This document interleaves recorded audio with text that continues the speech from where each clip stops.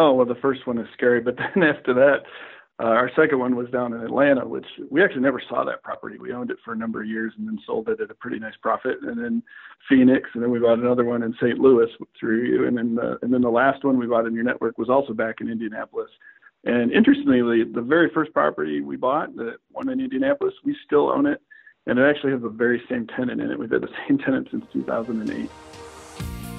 Welcome to the Creating Wealth Show with Jason Hartman. You're about to learn a new slant on investing, some exciting techniques, and fresh new approaches to the world's most historically proven asset class that will enable you to create more wealth and freedom than you ever thought possible. Jason is a genuine self-made multimillionaire who's actually been there and done it. He's a successful investor, lender, developer, and entrepreneur who's owned properties in 11 states, had hundreds of tenants, and been involved in thousands of real estate transactions. This program will help you follow in Jason's footsteps on the road to your financial independence day. You really can do it. And now, here's your host, Jason Hartman, with the complete solution for real estate investors. Welcome, listeners from 165 countries worldwide. This is Jason Hartman with episode 1184. Thank you for joining me today as I am talking to you from Jin Mao Tower at the Grand Hyatt, Shanghai, China. And wow, what an amazing view. Actually, the view would probably be a lot more amazing if it were clear. Now, the thing in China that I have noticed in my travels here over the past week and a half is that you can't really tell what's in the air. Is that fog? Is it pollution?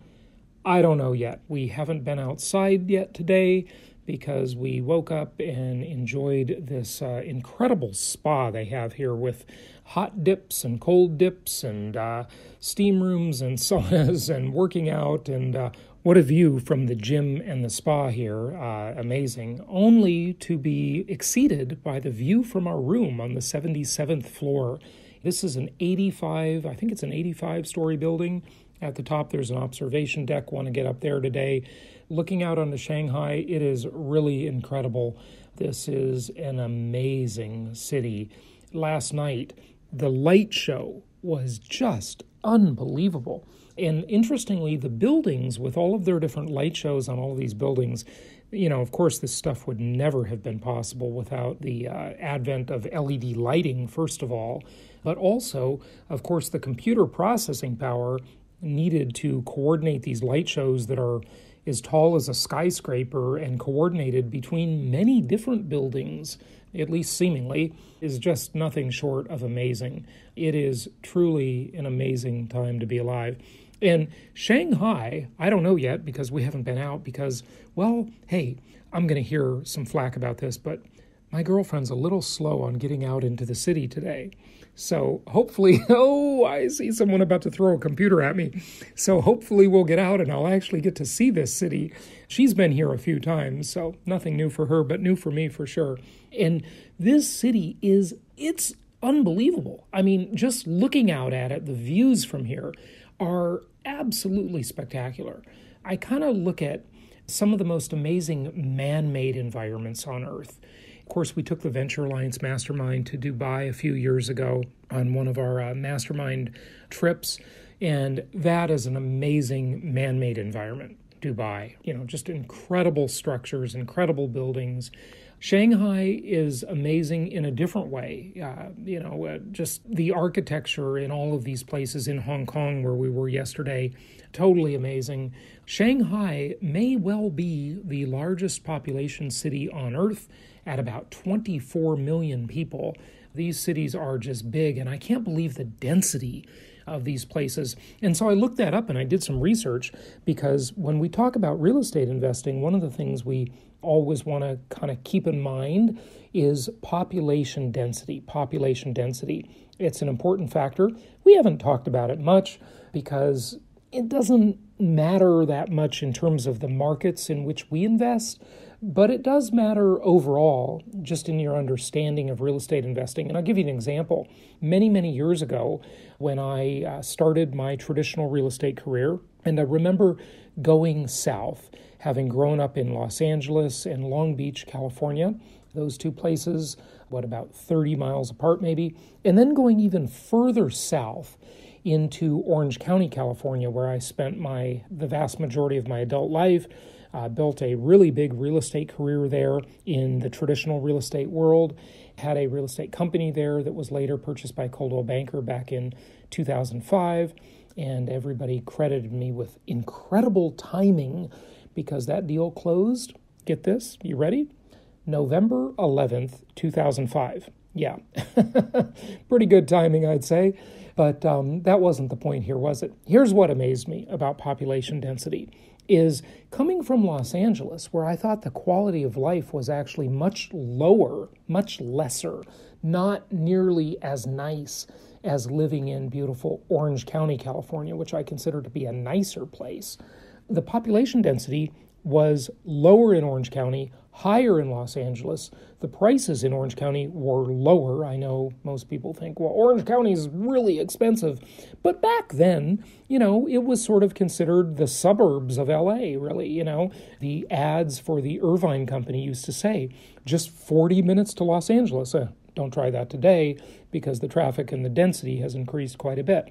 But that's when I realized at a very young age that one of the huge drivers of real estate prices, they weren't really related to quality of life. It was related to population density. And population density was either a function of or a result of, it's kind of a chicken and egg question, right? In terms of job creation and employment growth and high-paying jobs and so forth. For example, and I know many of you listening live in places I talk about, and I don't mean to cast aspersions on any particular places, but just for me personally, I'd love to live in New York City for maybe 3 months, just at one point in my life, but I certainly wouldn't want to live there permanently. I don't think places with high population density really offer very good quality of life. I think better quality of life is found in lower population densities. And I know there are some other advantages. I remember talking with my friend Sanjeet, who lives in New York City, and we were having coffee one day in Scottsdale, Arizona, when he came out for a visit. We were comparing the two and comparing the real estate prices and comparing the employment and so forth. And he says, Jason, the thing I love about New York City is that you just meet so many very, very smart people. And, I agree with him. That's true. In higher priced markets, higher population density markets, mostly, this doesn't track exactly, I'd say that the population, because it's just Darwinism, right? Darwin said survival of the fittest. The Darwin belief system would say that people largely get sorted by prices, right? So it's really expensive to live in New York City. It's pretty darn expensive to live in Los Angeles. And it's pretty darn expensive to live in Orange County, California, and many, many other places around the country and around the world. So the more expensive the real estate market, and virtually everything in life is driven out of real estate prices. Whether or not you can get a table and a chair at the local coffee shop is driven by the price of real estate. For example, in Laguna Beach, I remember Laguna Beach is an area in Orange County, California. It's really beautiful. It's really expensive. And when I lived in Newport Beach, we would commonly go to Laguna Beach and have dinner or lunch or brunch or whatever. That was, a common place to go to. It's a really beautiful place. I remember talking to one of the restaurant owners and asking him, why don't you have more tables and more chairs? And he said, every chair, now I'm certain that this has changed over the years, so don't quote me on this. It's not a contemporary statement I'm about to make. But he says, every time we put a table in, you have to pay the city $6,000. It's $6,000 for an extra table. So he says that's why he didn't have more tables. So anyway, that was many years ago he told me that. So I don't know what the deal is now. But you get the idea that everything is driven. It's a function of the price of real estate. So arguably, in a really expensive real estate market where it's hard to, quote unquote, survive, if you will, and I don't mean survival, but I mean economic survival, the population just gets smarter. because it weeds people out, right? You got to be more ambitious. You got to be smarter to live in a place like New York City or any really expensive real estate market. But personally, nowadays your associations can be with people all over the world with our great telecommunications. And of course, we all travel now more than ever. So you're not really as married to any certain geography anymore. As I've said many times, life has become much more portable in the recent decades. And so you still have access to all those really smart people in those high Darwinism affected type of real estate markets, but you don't have to live there and pay the price yourself to associate with them. And so just kind of an interesting thing. So as I'm looking at Shanghai here, that thought kind of came to mind, probably a little bit of a tangent here, so forgive that if you would. But we've got a client case study today. This is a pretty amazing story. Now, I've talked to you many times over the years about how really being a single-family home investor, the vast majority of my life, I always wanted to kind of graduate, if you will, to bigger deals. And I did do that. I think, successfully graduate to bigger deals. I've got about 280 units, give or take now. I own some of those in partnership with clients of mine. And, I'm not convinced that bigger deals are better deals by any means. But I am convinced that if you want to do really, really big things, ultimately, you've got to figure out how to scale anything in life, right? It's all about leverage and scale. So I graduated years ago where I got into apartments, mobile home parks, and I still believe that the single-family home is really the best thing going overall. Now, what's interesting is that recently, coming out of the Great Recession, so over the past decade or so, the single-family home investment has been scaled more than it ever has in history by these big investors and big hedge funds and big private equity groups who have scaled single-family homes to the tune of thousands and thousands and thousands of single-family homes. And the economics of the single-family home, I believe, really are the best in so many ways. But for those of you who are interested in apartments or bigger deals of any sort, I think this will be an interesting interview because it is a story of a graduation interview, if you will, from starting with 8 single-family homes purchased through our network years ago on up to a larger apartment complex. So let's jump in and listen to that case study. And I think you will enjoy it, and we will talk to you on tomorrow's episode. But here's the case study.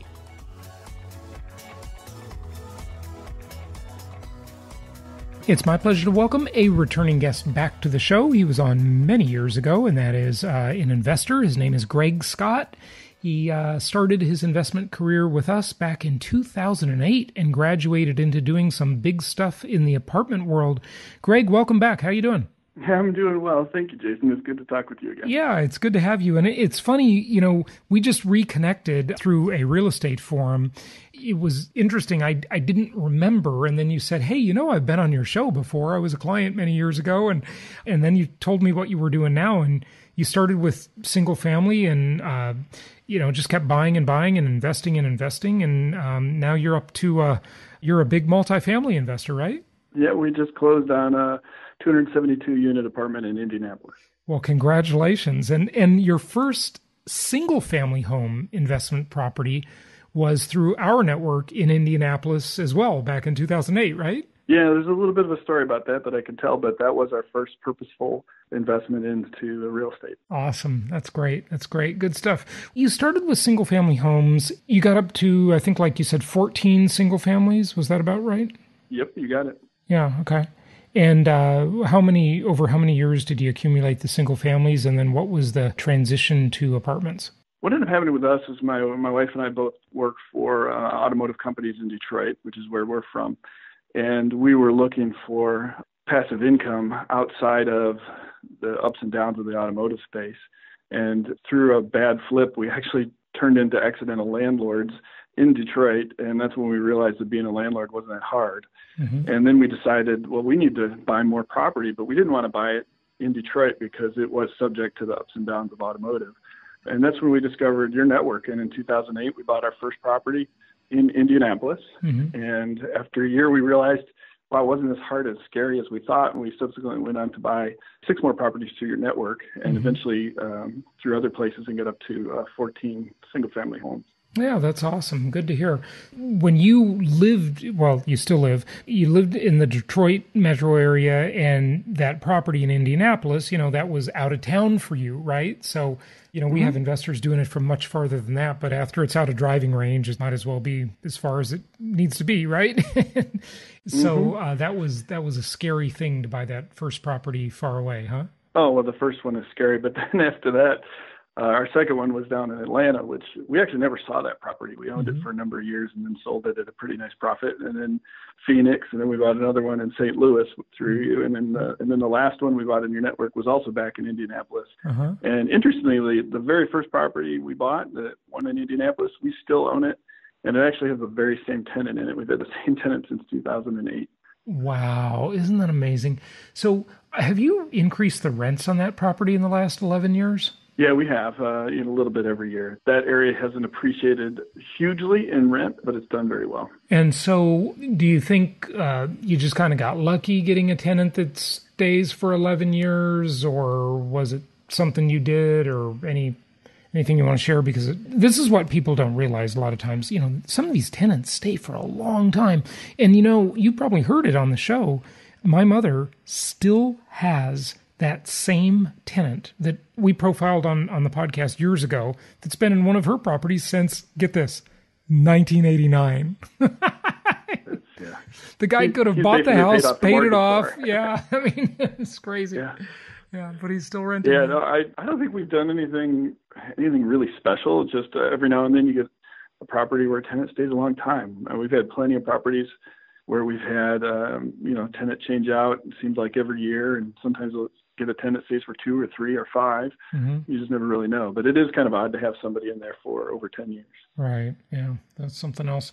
Share with the listeners, why you like real estate, if you would, and, kind of what your outlook is on it in the future, and whatever you want to share like that. You talk about it all the time, Jason, but the returns are really, really strong because there's so many ways you can make money in real estate. But it's also just incredibly tax favored. Just an anecdotal story, but I still work and was talking to my friends about their taxes this year. And almost all of the folks who just have a W-2 job ended up paying much higher taxes because they weren't getting as much taken out last year after the Trump tax changes. We ended up selling 2 single-family properties last year, and we had 1 apartment that we had invested in that sold. So we had a huge amount of capital gains, and we actually didn't have to pay anything other than our withholdings that we already had, even though we had about $200,000 in capital gains because of all of the deferred depreciation that we had in prior years. So that just gives you a sense for the power of and efficiency of the tax with real estate. So we just love it. Yeah, that's fantastic. It's such a great asset. And what would you say to people? It kind of relates to what you're talking about the tax benefits. But see, a lot of people, Greg, they think they're just treading water, or they even think they're losing in the real estate game when they're really winning, because they don't really look at the multidimensional stuff, the tax benefits, etc. I always say a lot of people think they're losing, but they're really winning, but they just don't know how to keep score properly because they don't know how to analyze the numbers, right? What would you say to that? I completely agree with you. People forget that their mortgage is slowly being paid down. If you pay attention to it, it's usually about, in a typical single family, maybe $1,000 a year that you're getting, but nobody really pays attention to that. Yeah. You're generally getting some appreciation, and because of your leverage, if you look at the return on your total cash invested, it's usually pretty strong. And then you're getting the cash flow. And then you add on top of that the tax benefits, and it's pretty amazing the returns you can get from single-family real estate and multifamily real estate for that matter. Yeah, right. Yeah, it really is. Any best practices you want to share on being a landlord? You said it was easier than you thought, and I love hearing that. Some people have a hard time, and some of that is just luck of the draw, some of it is not paying attention properly, so it depends. It's for different reasons that it goes poorly and badly. Sometimes you get lucky and it's just good luck. Sometimes it's bad luck, But any best practices you can share with our listeners? I would say the one thing that we've become pretty good at is very simple concept is trust but verify. Mm-hmm. Yeah. Ronald Reagan, thank you. That's good. I love that. It works. We trust our property managers, but we read the reports and we stay on top of them. If we hire somebody to, I've had some roofs go bad with hailstorms, and I've gone out and hired a roofer, and then, make sure they take lots of pictures, and then have the property manager come by and just check that it's done all right and check with the tenant that there's no leaks. And just doing that, constantly trying to just check up and make sure everything's working right has done very well by us. We haven't had to have any major changes in our life other than just keep doing that. That's great. Trust but verify. Did you ever, well, you probably have by now, I'm guessing, but maybe in the beginning days, did you ever self-manage any of your properties, or did you always have managers? We did not. None of the ones through your network. We have a 24-unit apartment, only about 20 minutes from our house, and there were a few months we self-managed that. Not necessarily by choice. We ended up having to get rid of the property management company that was running it because they stopped collecting the rent 1 month, and managed it ourselves for about 3 months until we could find somebody else to come in and take it over. So we have experienced that. It was a good experience. Learned a lot of things just having done that. In apartments, of course, you're getting a little bit lower level of tenant than you do in the single family houses. So you get a lot of excuses and interesting stories and reasons why the rent isn't paid, but you work through it and you can make it work. Right. Okay, so on that note, do you like in the single-family home world, I mean, it applies in the multifamily world too, of course, but do you prefer the class A, B, or C type properties? I mean, you talked about those interesting excuses you get from especially the lower-end tenants. Do you have a preference? Like each investor has sort of what they like better and worse, Some like Section 8, some hate it, It just depends, right? Temperaments vary. I like working-class housing. Mm-hmm. And different people have different definitions of A, B, and C. So I always have trouble if you have a different definition, we may be talking about different things. But working class housing is something that people get. I like it because it's hard to make new working class housing. Usually they're older properties, which means you have a negative supply. They tear them down. They don't build new ones. Right. But the amount of people that need that is growing. Mm-hmm. And so when we, eventually we're going to hit a recession here, and the higher priced properties, in the apartment space, the places that get $2,000, $3,000 a month rent on a 2-bedroom, those are going to be the ones that get hit the hardest, because those people are going to want to downsize to maybe a $1,500 or $1,000 a month. But if you're playing in $800 or $900 a month space, there's always people that will rent that. Mm-hmm. So if it's a single family home, $800 or $900 a month, or for multifamily? I'm talking more multi on like a 2-bedroom. But if I was in the single family properties, we rent probably $1,000 to $1,300, $1,500, somewhere in that range. Okay, so still bread and butter housing, but yeah, very, very much so. But that can definitely be B class housing that'll rent for $1,300 a month, even lower end of the A range, depending on the market. They're very solid neighborhoods. I mean, they're neighborhoods that you might. They're certainly not war zones. They're certainly areas you'd feel comfortable walking down the street at night, but they're not $1 million houses. Mm-hmm. All right. Any other best practices you want to share with people, or any technology that you've used, or, anything that's helped you just kind of be a better investor, any side of the business? I don't know if this is a best practice, but one thing I will say, because I talk to a lot of my friends who seem very interested in the returns we're getting, but they never get going. Mm-hmm. I think the most important thing is getting going, getting started, getting out there, doing something. I love it that you said that. That is so darn true. The journey of 1,000 miles begins with a single step, as the saying goes, and you gotta just do something. There's so many people that, and maybe these are like your friends, right? They want to learn more about it. They agonize about it. They want to figure it all out in advance. And you just never can. You don't know what's going to happen once you do it. You've got to just figure it out while you do it, right? It's the iterative process. You learn on the job. It's on the job training as an investor, right? Yep. I can't tell you how many times I've had friends tell me all the ways that it won't work, but it does. Yeah. And I could refute every single one of their arguments, but they always want to try to find more arguments why they shouldn't do it. Yeah, absolutely. Well, the proof that it does work is, your success in building a little real estate empire for yourself and your wife. And you just retired your wife, didn't you? Yeah, we did. Last Friday was her last day. We're very excited about that. She's going to dedicate her time full time to turning around this project that we just bought, and we're very excited about that. That's fantastic. Yeah, good for you. Is the project you bought really like a rehab? Are you re-tenanting that property, or what are you doing with it? Well, it is actually has high occupancy right now. We bought it at 92% occupancy. Looking forward to May, we're actually going to be up in the 98%. So we're in a good shape from that perspective. But that said, we're bringing about $3 million to rehab it and upgrade it. It's got a lot of deferred maintenance. So we've got roofs that need replacing, water heaters, HVAC systems. So there's a lot going on there. But then we're also going to start completely redoing the interiors. And as we redo the interiors, as the tenants just naturally turn over, we're expecting to, of course, bump up the prices to reflect the brand new interiors. And we will, I'm sure, over time, change the profile of the tenants a little bit. But we like the area. It's a solid area, just like the kinds I mentioned before. And we just think there's a ton of opportunity here. Yeah, that's awesome. What is your outlook on the renter market? Back in, when did you start listening to our podcast? Like, I know you bought your first property through our network back in 2008, so that was 11 years ago. But when did you start listening? Were you must have been before that, obviously, but how long before? I started listening to your podcast when you were on, I think, episode 35, something like that. Wow. So it's a long time ago.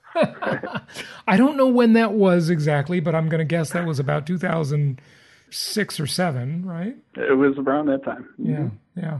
And then 2008, I mean, you bought that first property right at the beginning of the Great Recession. How did that go? Well, the first one has been, Indianapolis was, you talk about linear markets, that's about as linear as you can get. Indianapolis just really hasn't changed. But what was fascinating to me and really helped me understand the benefits of geographic diversification is around the same time we bought a property through your network in Atlanta and one in Phoenix. And Atlanta was a judicial foreclosure state, so the foreclosures took a lot longer to drag out. Phoenix was a non-judicial foreclosure, and they cleared them out really fast. And so the price of that Phoenix property quickly doubled. It was amazing. I just got lucky and bought it at the right time. And we ended up selling that property after a couple of years so we could buy more. And then the one in Atlanta, actually, its value went to about half of what we bought it at, but it didn't matter because it cash flowed. Cash flowed great. So we just hung into that one for another 3 or 4 years, and then the prices came back up once all the foreclosures. When did you buy the processed. Atlanta property? I'm surprised. That sounds pretty substantial. What year did you buy that one? It would have been about late 2008, early 2009, somewhere in there. Yeah. Everything in the news was like doom and gloom, the end of the world, Lehman Brothers failed, the whole global financial system. Iceland files for bankruptcy. Weren't you worried? I think back in the days before I started investing in real estate, I would have been terrified because your 401k goes up and down. I know my 401k turned into the 201k. The 201k, yeah. Once we started investing in real estate, and the cash flow doesn't change on your property because Lehman Brothers goes out of business. Right. And because the value goes down, it doesn't really change either, huh? And that's why you want a cash flowing property, because you can hang on to it through the ups and downs. Yeah. And, in real estate, there's more ups than there are downs for sure. But just that one Atlanta property is an example.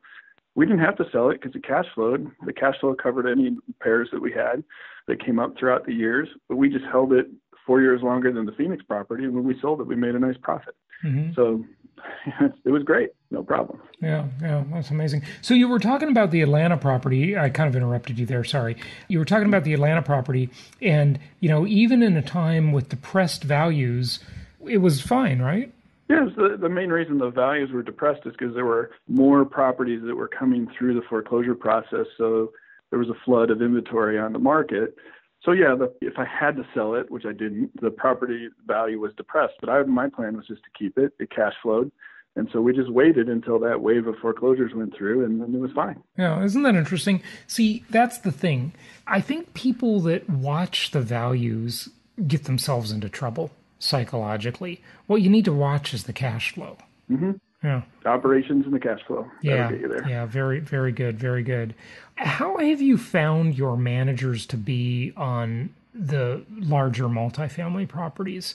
It's obviously just my experience, but I was under the, I think, mistaken belief that when I started really getting into the bigger leagues and dealing with larger multifamily properties, as I've done, I've had 2 big complexes now. I've still got one of them, and I sold the other one, did a 1031. I thought the quality of the managers would be just a lot better. And I haven't really found that to be true, sadly. What do you think? In the multifamily space, there's a real division between small and large properties, small being under 100 units, basically. Mm-hmm. And on the smaller properties, it is harder to find property management because usually you're having to have people share time between properties. And so you'll pay a lot for transportation, and we don't know where Bob, the maintenance guy, is, so he's got to be put on somebody's payroll, so it gets charged to the property. Yeah. And, technology is going to get pretty good at solving that problem pretty soon. It's on the way. And you know what I'm talking about, like the apps that the contractors are starting to use that tracks their geolocation. It tags the photos with geolocation. You can't cheat this stuff. I don't want to say it's impossible, but it's pretty hard. Clocks them in and out based on location. Really, that's getting better, which is beautiful. Beautiful thing. Yeah. With our large property management company on the bigger property, we've been quite pleased. Once you get over 100 units, you can usually afford both a leasing agent and a maintenance person. So on our property, we actually have 6 staff, and we hired a very professional property management firm. And we actually did a lot of due diligence on property management before we selected them. Mm-hmm. But they really have the processes and procedures ironed out. They've done a really nice job taking over the property and getting it stabilized, although we still follow trust and verify. So they tell us what they're going to do, and then we just verify that they're doing it and staying on top of things. Yeah. What's your outlook for the future? I kind of alluded to that earlier, but I just wanted to get that as we wrap up. I think that would be a good thing to talk about. Oh, because what I was going to say is, back in 2008, when you started with us, I was talking shortly after that about the demographics coming at the rental market over the next decade being phenomenal. And I keep kind of pushing that back. I still think we got another really good decade of demographics in terms of high rental demand. What do you think? Well, I keep waiting for this recession that's supposed to be coming. It hasn't happened, but eventually it's going to happen. But I still think if you're buying good workforce housing, in ranges that people can afford, and you've got cash flow, you got nothing to worry about. Because you'll have a recession, then you come out and you have a period of growth. So as long as you're not putting yourself at risk by taking on speculative investments or negative cash flow investments, you should be fine through this little bit of a downturn. But if you're looking at kind of macro trends, we still have this echo boom generation, our Gen Xers that are a huge population. Many of them are delayed in buying into their first single-family houses. They're actually delayed in buying cars, a lot of them too, right, which we pay attention to. So I expect that'll be a huge renter pool for a long period of time. And like I said, there's not too many places out there that are building affordable, brand new housing, particularly in the apartment space, but even in single-family. And most of the new stuff that's getting built, as you know, I've heard on your show, tends to be higher-end stuff. Yeah. And so that means your supply is constrained in that area. So you got more people coming in and a constrained supply. It bodes well for those of us who are owners. Yeah, it definitely does. It definitely does. Do you like my talks about packaged commodities investing?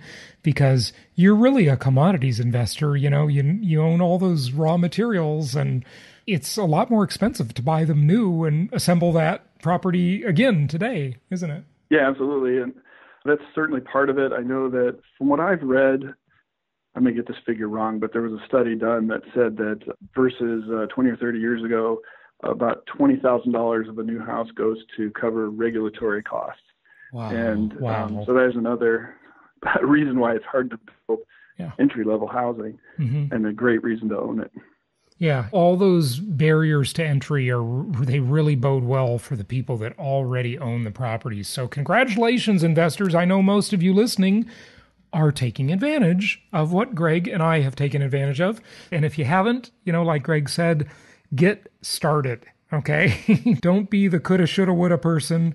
It's an amazing asset class, and it's really not that scary. It's been done for thousands of years, this concept. And, we're here to help you do it. And Greg, I just really appreciate you coming on the show again and sharing your story. It's always great to hear these case studies. Our listeners love them. So thank you again. Well, Jason, thank you for having me on. It was good talking to you again. And again, I don't think we would have taken that first step if it wasn't for your network. So thank you for getting us into it and for all the education you have been providing throughout the years on your podcast, because that's what gave us the courage to take that first step. Well, the pleasure is all mine. These are the stories I live for. I love to hear them. It's great that your wife is retired, and it's just awesome. So keep up the good work, Greg. Thanks again for sharing your story, and happy investing. Thank you, Jason. Thank you so much for listening. Please be sure to subscribe so that you don't miss any episodes. Be sure to check out the show's specific website and our general website, hartmanmedia.com, for appropriate disclaimers and terms of service. Remember that guest opinions are their own, and if you require specific legal or tax advice or advice in any other specialized area, please consult an appropriate professional. And we also very much appreciate you reviewing the show. Please go to iTunes or Stitcher Radio or whatever platform you're using and write a review for the show. We would very much appreciate that. And be sure to make it official and subscribe so you do not miss any episodes. We look forward to seeing you on the next episode.